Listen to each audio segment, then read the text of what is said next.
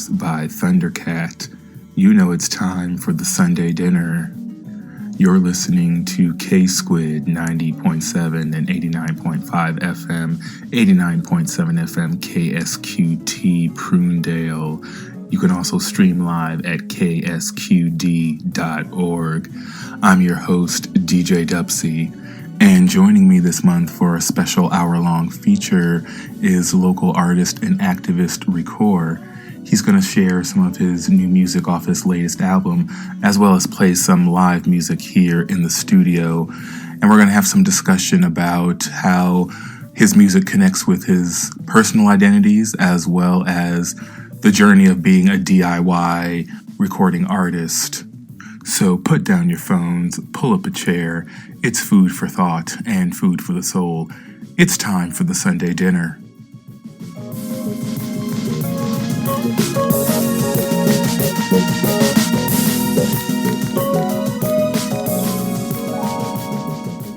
All right. We are live on the Sunday dinner tonight. I'm DJ Duspie, and thank you for joining us once again. So this weekend, right, I want to tell you a little story, right, before we get into conversation with our guest RicoR, or actually as a leading up to it. So I was just at a retreat with some students, and if you haven't caught on by now, I do work at UC Santa Cruz. Not a plug, it's just a fact. But we went on a retreat. Social Justice Community Weekend, right, was the name of the retreat. And so obviously the theme was social justice and community. And so it was just a day and a half of great bonding activities, great activities that made us think, activities that, challenged us, that, encouraged us to think beyond what we just see and experience every day, and to get into like the metaphysical, right? But one activity we did that I want to use to kind of cue up some of our opening discussion with RicoR is we did an activity called Every Revolution Has a Soundtrack. And we talked about how in social justice movements, right, in whether we're talking about Black liberations movements, women's liberation movements, queer and trans liberation movements, there's always these soundtracks, right? These great songs or music that, puts us in that place. And we talked about how just in our own lives, like when you're going to the gym or when you're going to the library, or if you go through a bad breakup, we put on different kinds of music that evoke different kinds of energy and that, vibrate through our bodies in different ways. And so we had folks, create their own album, right? And thinking about like, what social justice issue would your album call attention to, right? Thinking about the album cover art, right? Coming up with the name of a hit single. It was a great activity. But it was also thinking about like, how do we, not only infuse our identities and like what we care about into music, but then how do we also then take responsibility in some way for the vibes we create, right? And how we want people to be inspired and to move through the world while listening to our music, and how today in big industries and music industries, it can be so easy to separate what I say in my music versus what I do in my life. And that causes a lot of, dissonance for folks. And so part of the activity was also thinking about consistency, right? In our supporting and in our learning and in our educational journey. So thinking about, right, the importance of infusing, who one is, into music or calling attention to a movement, right? How does that impact you when you think about how you infuse or incorporate your identities, what you care about, what you think people should call attention to in your music? Yeah. So first of all, thanks for having me. It's good to be back. Mark, that's a really good question. I think for me as an artist, identity is crucial. I talk a lot about indigeneity and the importance of being indigenous in music, which I think always stands out and always will become important, and is important. So I think, to answer your question, I think identity fuses with music in a really powerful way. I think it's always important to remind people where you come from and remind people who you are. So that's what I would say. I mean, I always try to do that as an artist. This album that I have that just came out is all about indigeneity and just how important it is to be native and return to the sense of community that a lot of people have lost. And that's something I always try to do. So that's what I would say in response to that. Awesome. And, another, layer, right, to the activity that we didn't get to do, right, but I think is cool to talk about is we were going to do a movement exercise. And this is something that I did back in undergrad when I worked with a professor mentor, as well as a group of high school students. And they chose to, it was a civics or like current events kind of history class. And they chose the current event they chose. This is back in 08,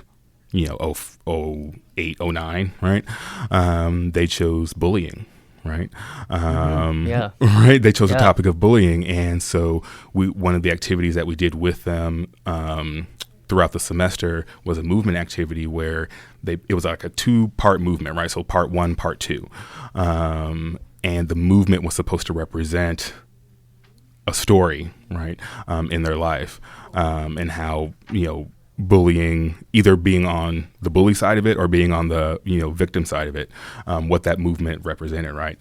That's great. Yeah, and so we didn't get to do that in the retreat, but part of that, why that's part of the activity, right, is to again think about how music moves through our body, right? Yeah. And how it inspires us to literally move in different ways.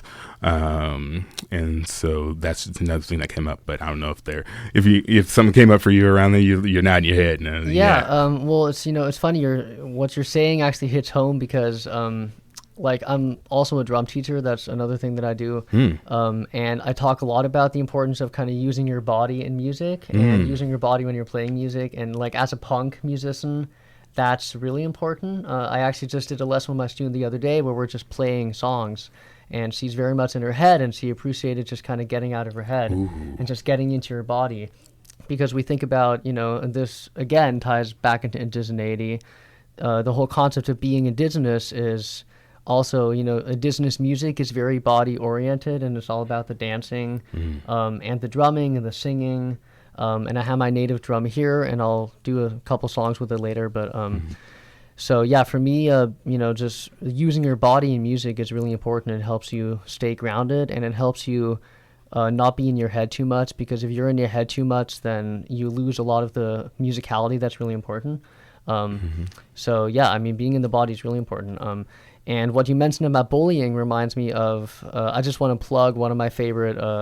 Well, it's not one of my favorite bands. It's just a song I like by a band that I kind of have come to know. It's called Hopeful by Bars and Melody, and it's all about bullying. And they actually took a song that's originally by Twista, and I think they sampled the chorus, and then they kind of made it their own thing. But you were saying that, and it just reminded me of the whole conversation of rap and how there's a lot of rappers that actually sing about bullying and, going against that, which by default falls under this whole idea of protest music and what protest music is. Right. So that's really beautiful. Yeah. And speaking of, kind of sampling and remixing and reworking, right? In a minute, we're going to hear a song, one of your songs off your latest album. Yeah. Praise Love. The song's called Praise Love. But there's a sample in the song, and wondering, if you want to, speak a little bit about that, why you chose it, and then where that comes from, the backstory, Sure, yeah, I'll talk about it, yeah. So I guess we're going to play that in a second. So, yeah, this song, it's called Praise Love. This album I have out, it's all about indigeneity, the importance of community and peace. Message to the People is the name of it. So Message to the People is the message of peace. The sample in the song is very interesting because it actually comes from a movie about the Holocaust. Uwe Boll is a German filmmaker, and kind of in a comical way, he's actually considered the worst filmmaker in Germany, which is kind of funny. But the reason for that is because he makes very controversial movies. And, you know, some people can't really deal with that. So, you know, there's a lot of controversy there. But don't make me think. Yeah. Well, the movie's called Auschwitz, and it's a sample from, it's actually very powerful. It's very in your face, and it's a very in your face depiction of the European Holocaust. And the sample that's in the song is the moments that he's asking people to take their clothes off, go into the gas chambers, and it's that like really horrific moment and that time in human history, and he's yelling this in German. So I took that part of the movie and I put that in the song. So that's what you're going to hear in this. It's kind of hard to hear. If you don't speak German, you'll probably miss it, but it is in the background, and it kind of serves as like a kind of a significant part of the backdrop of the song. But the song itself is just about love and the importance of love. And I really liked that kind of contrast of having a sample of a Holocaust movie, or from a Holocaust movie, in the background of a song that's about love, to kind of show that, you know, horrific combination of commenting on something that's really, you know, an example of lack of love, and then rapping over top of it the importance of love. So that's kind of the idea of this. And yeah, it's called Praise Love. All right. Well, I think we're ready to take a listen. Yeah, folks. I'm sorry. I might have said Praise love. Yeah. Praise love. Praise love. Yeah. Praise love. Praise love, ex-hatred from the soul. Praise love because love is important, you know. Praise love and those who much rather respect. Praise love and hope and freedom connect. Praise love and everything else there is to say. Praise love because love seems to be floating away. Praise love.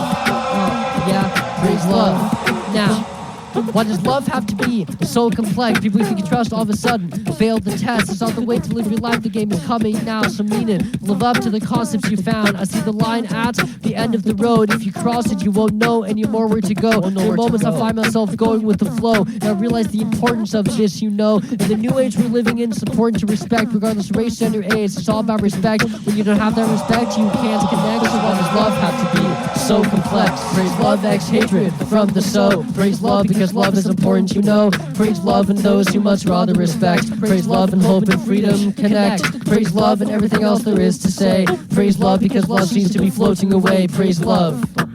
Yeah, praise love.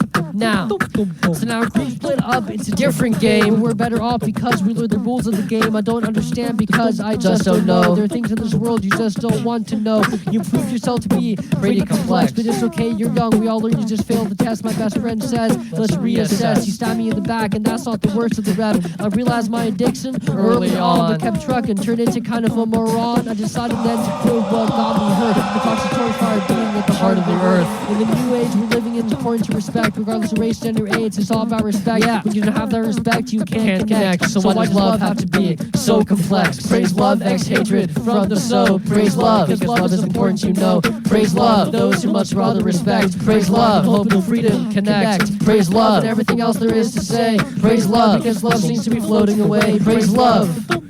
Yeah, praise love. Now, praise love, ex-hatred from the soul. Praise love because love is important, you know. Praise love and those who much rather respect. Praise love and hope and freedom connect. Praise love and everything else there is to say. Praise love because love seems to be floating away. Praise love. Praise love.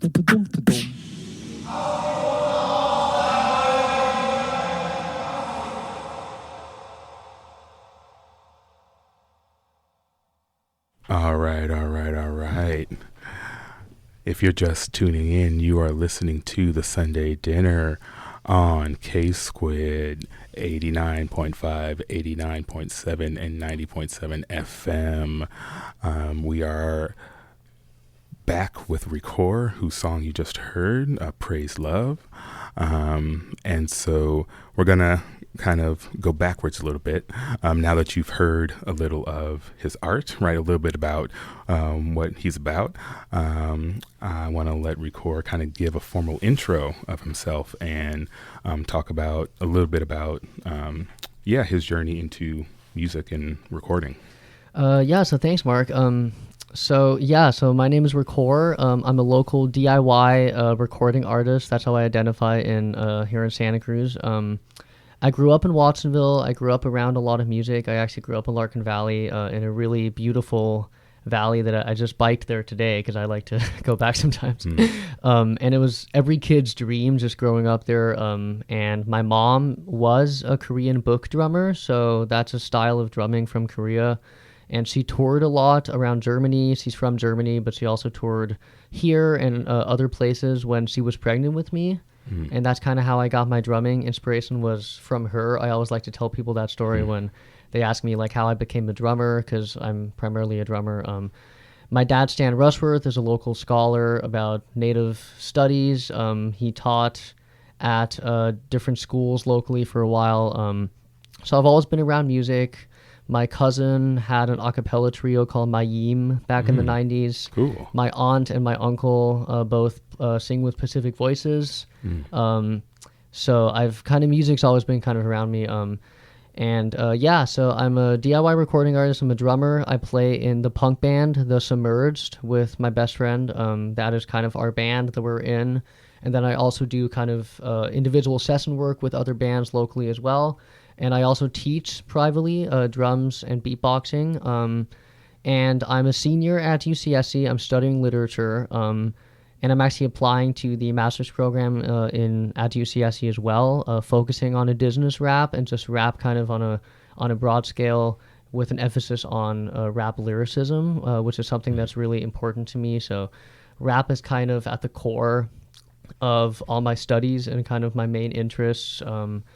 Even just kind of in a general sense. But yeah, that's just kind of a brief overview of how I got into music and a shorthand version of it.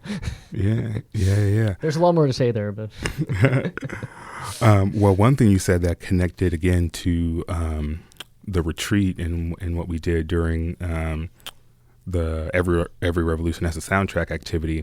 We kind of opened up. We opened up with a discussion about, again, like how music impacts us and all that kind of stuff, and actually used the example of rap, right? Rap and hip hop.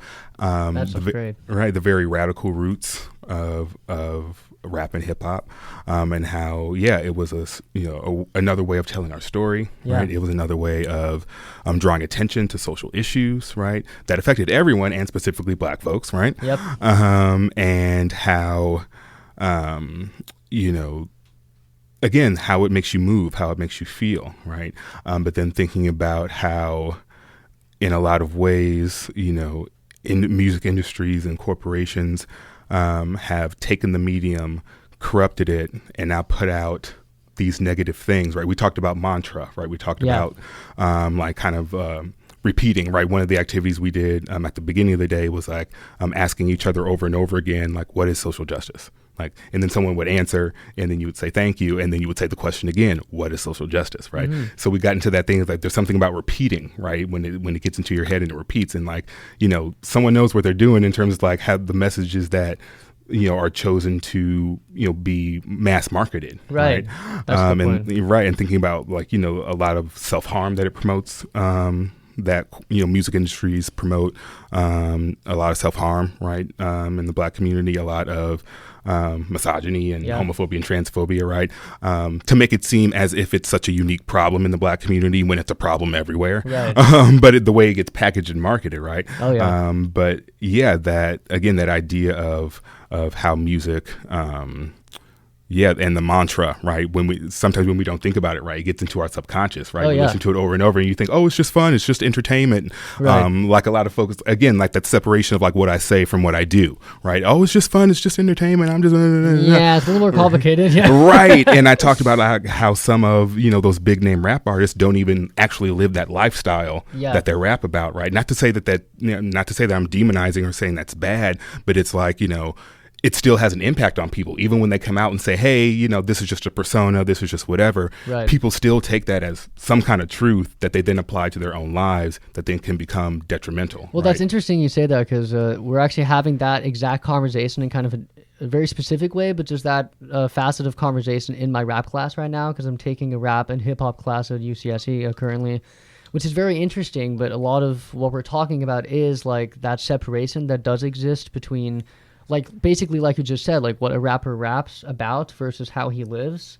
and how there's supposedly a separation, but that's obviously a very problematic place to be in, and that's very controversial.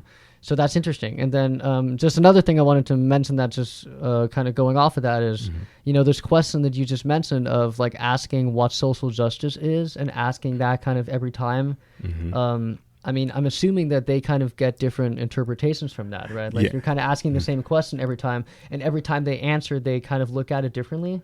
Yeah, it wasn't. Right? Yeah, it was definitely like a. Yeah, it was definitely like a softer approach. It wasn't like you have to have like a rapid fire answer. Like okay. But it was take your time, right? And I think the instructor or the facilitator was like, you could even scaffold it by like starting with a word for your first answer, and then maybe one sentence, right, and then maybe a short spoken paragraph, right? I like that a lot. Yeah, but the idea was to be caring and like supportive about it. Like, what is social justice? Not like, what is social justice? Right. Yeah. Not being aggressive about it. Yeah. But that's good because I think that allows for different perspectives on it, because we get very caught into this kind of one definition of social justice and one way of looking at it, and we're obviously living in a world that excludes a lot of perspectives, and that's a huge problem. So I like that just the way of asking that question and kind of encouraging that different interpretation every time, because I think that really opens up the space that needs to be there for this kind of open dialogue. So that's really cool. Definitely. And another activity, right, that we did that I think will kind of link into some of the music and some of your own story, right? Is we talked about the activity was called Inherited Relationships, and the book that we used as kind of a basis for the activity was Becoming Kin. I forget the author; it's escaping me right now. But we talked about this idea of kinship, right? And we talked about this idea of inheriting relationships, and this idea that we are, or we're trying to be, good relatives to each other. And right. Yeah. And we really got into that conversation, right? Part of what we did was even talk about an equation, right? I found the title and the author. Thank you very much. Thank you. Awesome. Can I shout you out? Thank you very much, Liza. Patty Krawick. That's a last name, KRAWEC. I need to check her out now. I haven't heard of her. Yeah, and the book's called Becoming Kin, right? Patty cool. Krawick. And yeah, they talk about, I haven't read the book, but like the reason that the facilitators chose the book is because they talk about, this not only relationship and kinship that we have, but then also responsibility, right, that comes with it. That's a really important conversation that nobody has right now, so it's great. Not enough people anyway is what that's awesome.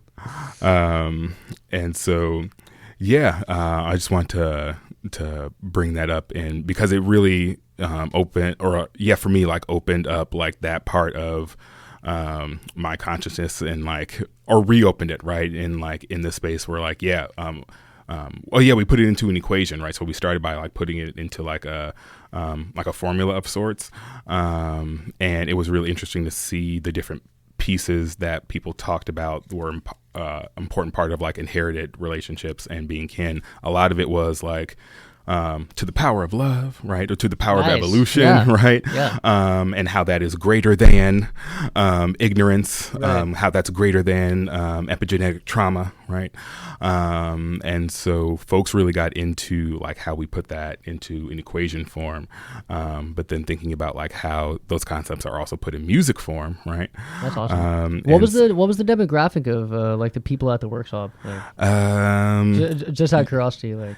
It was UCSC students and staff. I would probably say majority folks identified as female or she or she they pronouns or they them pronouns.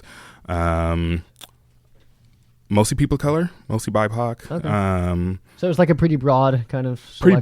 Pretty broad demographic, and then especially with age range, right? Okay. Because we had first year students all the way up to our eldest was 68, right? Wow. And so I think that's probably where we had a lot of good kind of also cross generational conversation too. Okay, cool. And so I'm not sure if that connects with any of the concepts or themes within your next song I mean, that we're gonna play? Oh yeah. Well, so this next song I'll do live. And I mean, just to answer your question, like for me, it all kind of connects in like kind of a broad way. I mean, I feel like we're all these different efforts that are being made. They're all part of a larger whole. You know, they're all part of a larger kind of purpose. So it definitely does connect in the sense of community, and you're talking about the importance of community. So. It definitely does. But yeah, so this next song, can I plug this next song, or am I getting ahead of? Well, you can cue it up as like a teaser, as like a teaser, because then we're going to play a couple. We're going to play a couple short promos, and then well, yeah. So if you just want to tease it up, yeah, and then we'll come back and play it. Okay, yeah. So this song is called Indian Eyes. Last time I was on the show, you guys heard the studio version, but I'm going to do a live with my native drum. I'm actually going to do it with the drum that was from the person who gifted me the song. He also gifted me this drum I'll do it with, which is kind of cool. But it's just about the importance of community. The chorus is don't revolutionize, indigenize instead with Indian eyes, which basically just means it's not about the next best thing. Like it's not about basically just creating a revolution. Like that's not what we should focus on as a society. It's more just about getting grounded, going back to your native roots, and caring for others and caring for the larger whole, and not just always caring for yourself, because we live in a very individualistic society where everybody is always thinking about themselves, and that can get very problematic. And that's where we get all these issues we talked about, like where lack of social justice and all this kind of stuff. So the song's basically just talking about that, kind of in a large way. There's commentaries in the verses of my experience as an indigenous person, my experience going to a sweat lodge when I turned 13, which is a very important coming-of-age ceremony. There's also some name drops of some local people with their permission, which is really cool, in the song. So I actually mentioned Greg Castro, who is a local indigenous scholar. He does a lot of work kind of in the Bay Area. And then also Karina Gould is also mentioned, who's another person who does indigenous work. And I saw her talk at UCSC one time, and it was really funny because he's like, they always thought that before contact we were just walking around bumping into redwood trees, and that kind of got everybody to laugh. So that line is in the song. Like, we're more than just cavemen bumping into redwood trees. It's in the song. And then last but not least, I mentioned Chuck Smith, who is a non-native scholar, but he wrote an article he wrote a lot of articles about indigeneity, and I actually read one of them in my class at Cabrillo when I took my dad's class. And he has an article for his Anthro 6 class that he wrote, and I talk about that in the song. There's a line that says Chuck's 6th Anthro. That's what that's talking about. So anyway, so when you hear the song, maybe that'll help to kind of listen to some parts of it. But that's basically just a little bit of a plug for the song. So. Yeah. All right, folks, you are listening to The Sunday Dinner on 90.7 FM. So when we come back, we are going to hear Indian Eyes by RicoR. If your car is on its last legs and you don't know what to do, donate it to K-Squid. We'll handle everything. Proceeds support the programs you hear on the Squid. Visit our homepage at ksqd.org to get started. It's easy. That's ksqd.org. Try to see it my way. What to Be features college students interviewing creative, surprising, passionate people about their careers.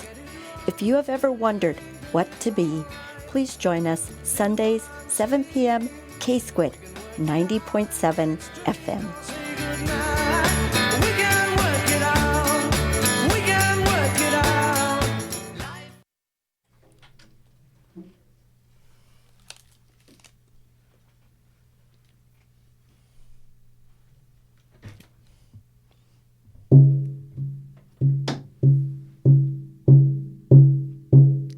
Ha, ha, Shikayu, ha, ha, Hokotea now, ha, ha, Shikayu, ha, ha, Hokotea now, ha, ha, Shikayu, ha, ha, Hokotea now, ha, ha, Shikayu, ha, ha, Hokotea to revolutionize and indigenize. Instead, yeah, with Indian eyes to revolutionize and indigenize. Instead, yeah, with Indian eyes.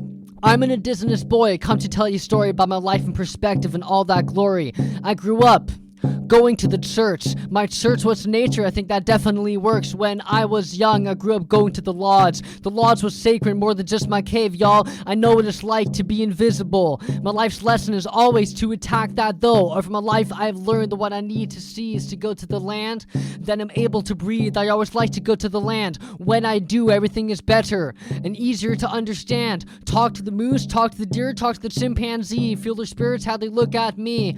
All I'm trying to do is to indigenize. In order to do that, though, you have to have the eyes to revolutionize and indigenize. Instead, yeah, with Indian eyes to revolutionize and indigenize. Instead, yeah, with Indian eyes. Now, there have been many controversies regarding indigenous history. Some people say we don't exist. Greg Castro said it's rude of us to still exist. Some people say we're not as plentiful in the United States. They say there aren't that many at all. Some people say there weren't that many natives here at first contact. That is not a fact. Some people, way too much to bear, seem to claim that they don't really care about the facts and info. They don't know what they're in for after they start reading articles like Suck Sixth Anthro. The bottom line is that it should be considered a crime not to study native ways somewhere along the line, because once you do, then you will see we're more than just came and bumping into redwood trees. Yeah, we're more than just came and bumping into redwood trees. Come on. Yo, we're more than just came and bumping into redwood trees to revolutionize and indigenize. Instead, yeah, with Indian eyes to revolutionize and indigenize. Instead, yeah, with Indian eyes. Now we don't have to revolutionize, we just have to indigenize instead. No, we don't have to revolutionize, we just have to indigenize. Come on, to revolutionize and indigenize. Instead, yeah, with Indian eyes to revolutionize and indigenize. Instead, yeah, with Indian eyes up.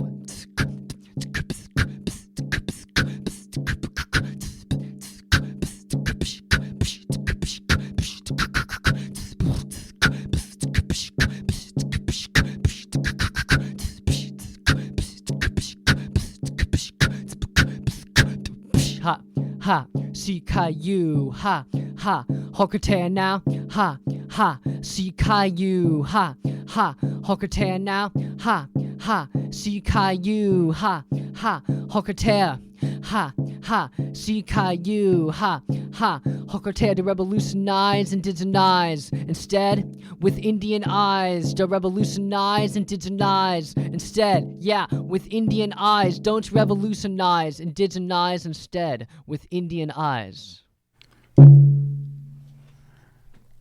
Ashe. So there's ashe. that. It's funny, I want to point out that I usually have a looper. I broke my looper that I had, but when I do like solo stuff live, I have a looper with beatboxing and stuff, and I have like a dual track system. And I just got a new one. I haven't tried it out yet, but I'm planning on going back and doing live performances because I haven't done that since like before COVID.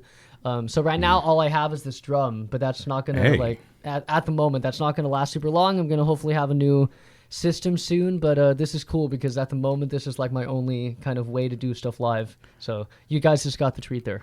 Hey, that's what's up.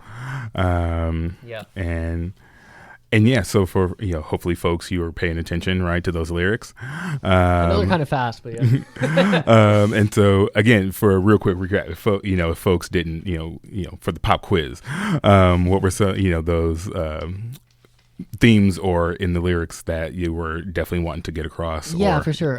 So yeah, I can just say it again because just the timing is good to kind of hear it now that you've heard the song. So there's some references in the song. So the chorus, "Don't revolutionize and indigenize instead with Indian eyes," means it's not about a revolution. It's about going back to native values and going back to community values. And then in the verses, I talk about my experience at a sweat lodge. It's more than just a cave. There's that line, the stereotype that we just go into sweat. It's way more than that. Then there's references to Greg Castro, a native scholar. He wrote an article called The Walking Dead. I think that was the name of the article. And he talks about how it's rude of natives to still exist. It's a very kind of satirical but like comical commentary on the importance of native identity, just the fact that we're still here, basically, which is another song that the song's actually inspired by. There's a song called "Still Here" by Red Eagle, right. but that's not in the song. But that's what Indianize was inspired by, actually. But anyway, there's that Greg Castro line in the song. Then there's Karina Gould, who did a talk at UCSC where she talked about how it's rude. She talked about how basically people think that natives before contact were just bumping into redwood trees. And she got the whole kind of audience to laugh when she said that. So the line in the song that says, "We're more than just cavemen bumping into redwood trees," is an allusion to that.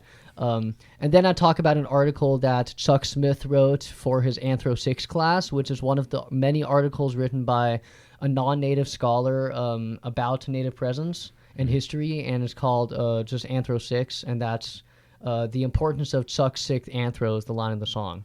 Or when they read articles like Chuck's sixth anthro. So those are kind of the main lines in the song, and there's some other stuff in there, but that's kind of those are the main parts to pay attention to. Yeah.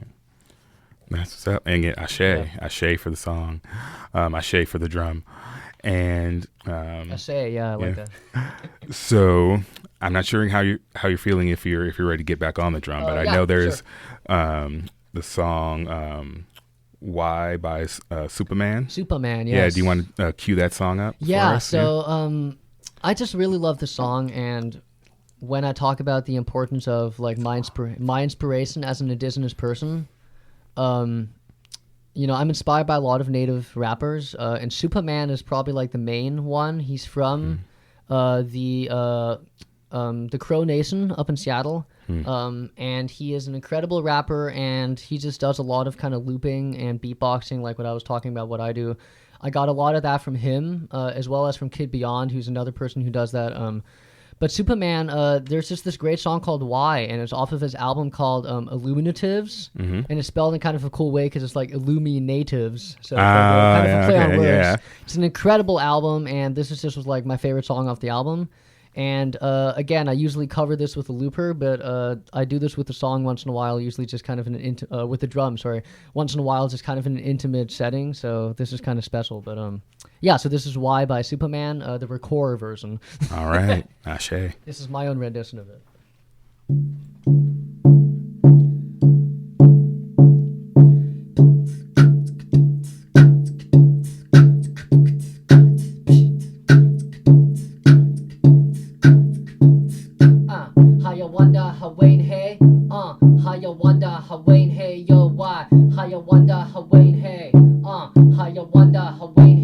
Why is one man rich and another man poor? Why we ain't satisfied? Why we gotta have war? Why are suicide rates on the red so high? Why I tell you the truth but you say don't lie? Why is being a good father at an all-time low? Why is it acceptable? Yo, why? I don't know. Why she blame him and he blame her? It's useless. Ask yourself this question. Why you making excuses? Why do parents gotta bury their kids while we text and drive, not caring how scary it is? Why is it so hard to forgive and leave the past behind? And if you did, then that's fine. Why don't we act like God don't see it all? Why don't you help your brother when you see him fall? Why do we call them black, them white, them Asian? Use labels. Now that's racism. Hiya wanda hawain hey. Hiya wanda hawain hey. Yo, why? Hiya wanda hawain hey. Hiya wanda hawain hey. Yo, why? Hiya wanda hawain hey. Hiya wanda hawain hey. Yo, why? Hiya wanda hawain hey. Hiya wanda hawain hey. Yo, why is innocent people locked up for life while some people can't say nothing nice? Why do we always gotta question what all of it means? And why won't you follow your dreams? Tell me why. The night that you took my dad, why'd you let me see my grandpa cry? And tell me why. And why do you choose to hide even though you was born to fly? And tell me why. And why do we turn from all the hate? And why don't we learn from our mistakes? Why do I keep on wrecking these fat beats and teachers don't make more than professional athletes? And why? Hey, why? Hey, why? Hey, why? Hey, why? Yeah, hiya wanda hawain hey. Hiya wanda hawain hey. Yo, why? Hiya wanda hawain hey. Hiya wanda hawain hey. Yo, why? Hiya wanda hawain hey. Yo, why? Hiya wanda hawain hey. Yo, why? Hiya wanda hawain hey. Hiya wanda hawain hey. Yo, why?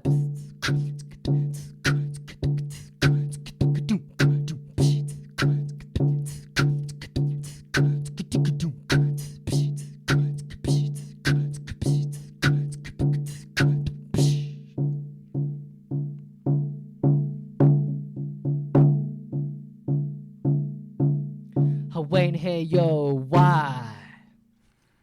Ashe, ashe. So that's, I think, his native language in the chorus. So I believe that's the Crow language that the Haya Wanda Hawain Hey Yo Why, I think, is the native language. All right, all right. If you're just tuning in, folks, you're listening to the Sunday Dinner. You're listening on 90.7 FM, 89.7 FM, and 89.5 KSQT Prunedale. You can also stream live at ksqd.org.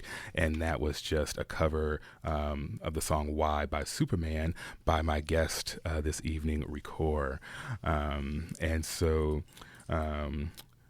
you were talking about like, what they call loopers and equipment and things you're trying to update and all that kind of stuff, right? Yeah. And so, you mentioned earlier, right, that you're a DIY artist, right? Do it yourself.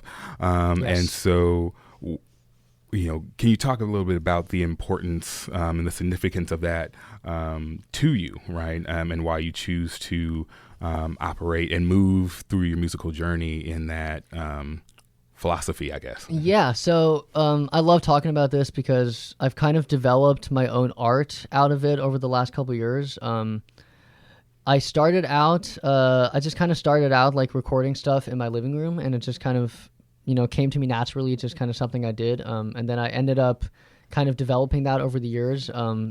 There's something that's really beautiful about recording yourself and kind of doing everything yourself. At the moment, all I really have is like a mastering person who masters my stuff. But other than that, it's just like me doing the mixing, being able to do my own mixing, my own recording. It's really beautiful, partially from a time standpoint. It's a lot less time consuming than going in the studio. But it's also just, there's kind of a sense of purity and rawness there. And when it comes to like the DIY art itself, my relationship to it comes a lot from kind of creating that raw feeling with all my music, because all of my music kind of has like the DIY staple on it. I don't use high quality equipment. I don't use like high quality drum mics or anything. If you listen to my songs, there's something really cool about just like sitting at your desk and recording like the beatbox songs. They're all like done on my desk. And then like the stuff that has instruments and stuff, there's just something cool about like bringing my friends to my house, having them record with me. The drums sound very rough. They sound very rough, but they're still very pronounced at the same time. So just kind of having that rawness is really important to me. So it's just an art that I've kind of like, I guess as a solo artist, I never really found any studio to be connected to. I've been connected to studios through my band experience, which is a whole different kind of conversation within itself. But I've never really found like a studio for my solo stuff. And so over the years, I just kind of, because I didn't have any other connection, I just kind of did everything myself, and that's just kind of formed into this art that I now have, which I'm actually really proud of, and I really like that. So because of that, I now refuse to record my solo stuff in a studio because it kind of defeats my style. And there's people that would tell me that, oh, you have to go to the studio because it's better. And yeah, I mean, there's a lot of things the studio has that DIY obviously doesn't have, and vice versa. But for me, I've definitely made DIY like my mark. And if I were to go into the studio for any of my songs at this point, it would kind of take away part of my sound, at least the way that I've identified. So that's why, like, in my intro, I said I'm a DIY recording artist, and that's like really important to me. So that's, I guess, what I would say. Yeah. And, you've put out how many albums now? Like solo? Just one solo album. Well, actually, okay. So I have one like full-on solo album, and actually Message to the People has two kind of versions. So there's a 7-song version, and then there's a version with 3 additional songs on it. So that's what I call that the deluxe version that's out there. So there's 2 versions everywhere of my debut album. But then there's also like an EP that I made before that. It's called Instrumentals and Acapellas. And it's literally just a compilation of instrumentals and acapellas. So just like acapella versions of my songs, like just the vocals of 2 of my instrumental releases, and then also the instrumental versions of them. It's just an idea I actually had from Linkin Park, because they do that with some of their songs. One of my favorite bands. So that's an EP that's out there, but my first official album is Message to the People. All right. And then there's one that's coming up that I'm working on. Well, yeah, a nice kind of transition there. Yeah, no shameless plug at all, right? Yeah, you are working on an upcoming album. So, anything in particular that you would like us to take note of, or save the date quote unquote. Well, okay, yeah. So there's no date yet because it's like definitely like in the very like kind of baby stages of it right now. All right. But this album is musically very different. So kind of what I'm basically, just to explain this, like what I've decided to do with my music, and I've kind of just decided that over the last maybe year or so. I'm going to have like a theme for every album. So the theme for Message to the People is peace, as I've mentioned before, and like indigeneity and indigenous perspective in a very kind of political, or like from a very political lens, because there's a lot of political content on the album. 2 Seconds of Sanity is my upcoming album. It's actually a name that I got from watching The Boys on Netflix, which is kind of a fun show. I don't know if you know that show, but I've heard of it, yeah. It's like a commercial commentary on superheroes. Like if superheroes were a real career path, like what would they be like? That's basically the idea. All right. And I just watched an episode and it was like, oh, there's like barely, it was just like really crazy. And I was just like, oh, there's only like 2 seconds of sanity in this album, or in this show. So that's where I got the name from. But the album is just very kind of way more focused on escapism, and that's kind of the theme for the next album. And every song is going to be more like rock and metal and kind of more oriented around the music rather than the politics. So it's kind of what I said before about the rawness. That's a huge part of what this next album's going to be in a lot of ways, but from like a rock standpoint. So all right. Well, I probably anticipated your next question. I don't know. Yeah. And so, interesting to hear you say the changing up of the sound, right? Yeah. And so I guess to give folks, I guess not a preview of that sound, but I guess to give folks like the contrast, right? To play, if you want to play the last song we planned here, See Your Face, right? Yeah. So anything you want to so this is so I released this as a single a year ago. This came out in June of last year, and it's the only song that I have, well actually, I guess it's like the only song that's like fully done right now that I've actually released as a single. There's going to be a couple other upcoming singles kind of leading up to the album, because that's how I like to do it. It's just singles and then singles, album, which I think a lot of people do.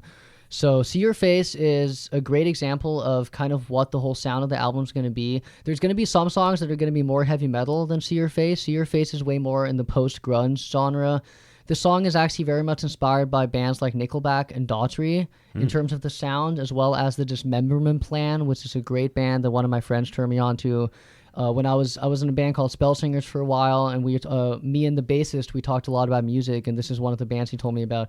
And it's basically oriented around bands that do not have like the quote unquote pitch perfect vocal that we see in a lot of like kind of commercial music. And of course, there's a whole movement out there of, especially among young people, of, people that listen to this music that's way more kind of rough.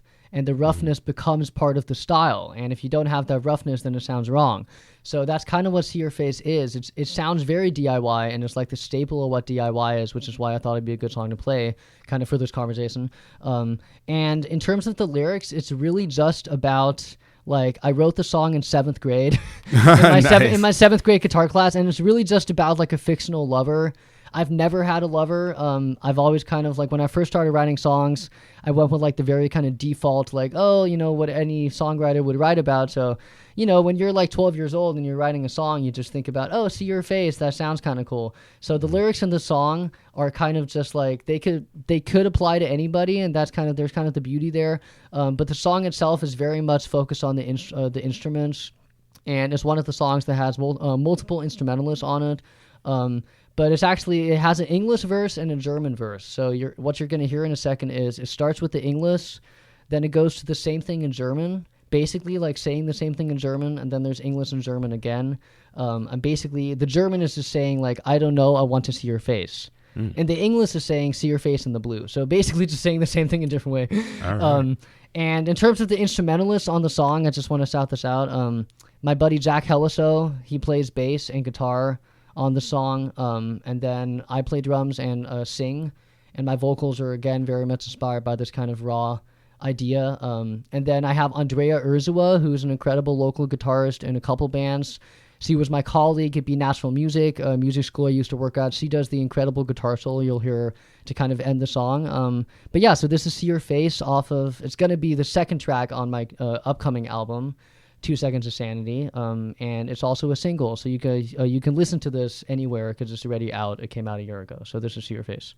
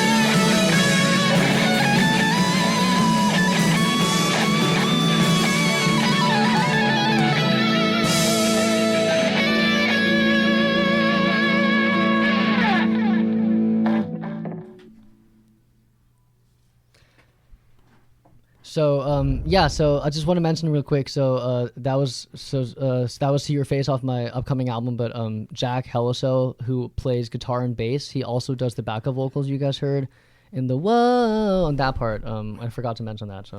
But yeah, that's a really good example of like working with people and how much I love that. So, ashe. Yeah.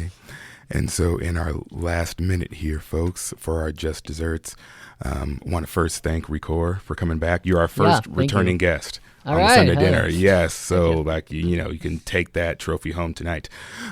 First returning guest. And tonight after the show, right, if you happen to be, chilling at home with some tea and you're like, I need something fresh to, listen to or look at. Not plugging YouTube, but it just happens to be where my podcast lives. Tackling the Taboo is the name of my podcast. And so if you didn't know, the Sunday Dinner is kind of a spinoff of that podcast. And season 3 is dropping tonight, right after the show ends. So the first 3 episodes of season 3, which I'm entitling The Raging 20s. And so the season's theme is going to be like taking different perspectives or a look at how, since the Roaring 20s, how in the last 100 years the roar evolved into a rage. But not just pointing out like everything that's bad, but also coming at it from this angle of like rage is an emotion. It's a part of our emotional spectrum. And how do we process it? How do we understand it? Based on maybe our identities, our positionality, our history, even our privilege, right?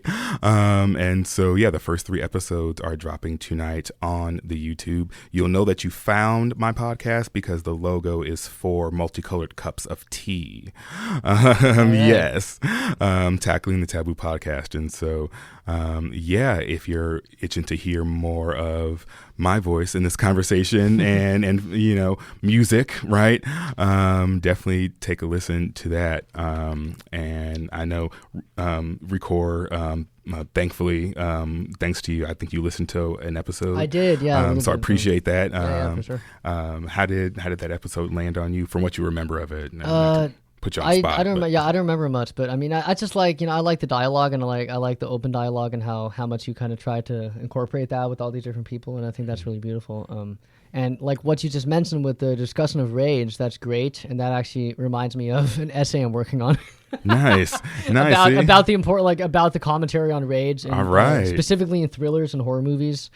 Which is kind of a separate conversation from music, but that just reminded me of that. So. Kindred spirits or kindred minds. Right? Yeah, I mean, there's all these connections you always find, So. Yeah. All right, folks. Well, thank you for tuning in to the Sunday Dinner. Join us next time. Well, actually, I'll probably join you in the new year, but updates on that later. So thank you for joining us, and we'll see you next time on 90.7 K-Squid. Thanks for having me. That was fun. Yep.